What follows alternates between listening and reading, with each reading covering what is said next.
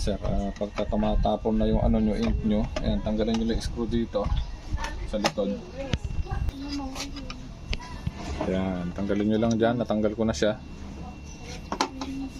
Tapos may screw siya dito. Ayan, natanggal ko na rin siya. Yung 20 ko. Anong 20 ko? Slide nyo siya. Ayan. Ayan o. Tumatapon na yung ink. Kulang. Ang gagawin natin, tingnan o, tumapon-tapon na rito. Tatanggalin na lang natin to, papalitan na lang natin ng tissue.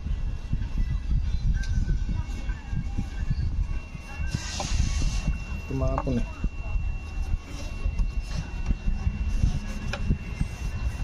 Siguro puno na, pero parang hindi pa naman puno.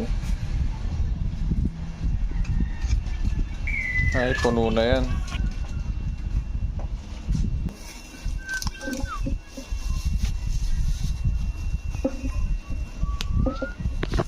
Yung iba ang ginagawa rito, hinuhugasan tapos pinapatuyo.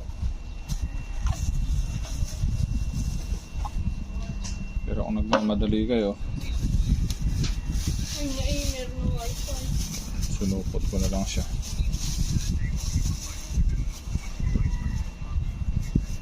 Ang bigat na, ibig sabihin puno na. Ganito lang gagawin natin. Tissue na lang. Ang mahalaga lang naman dyan ma-absorb yung ink na tumatapon. Dapat pala tinupi-tupi ko siya para hindi siya bulky. Mali ako dun ah.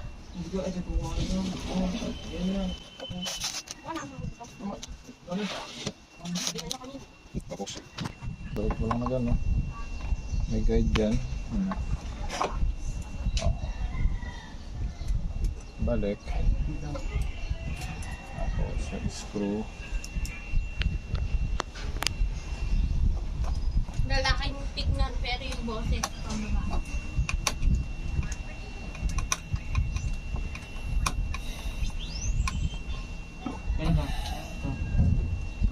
And final.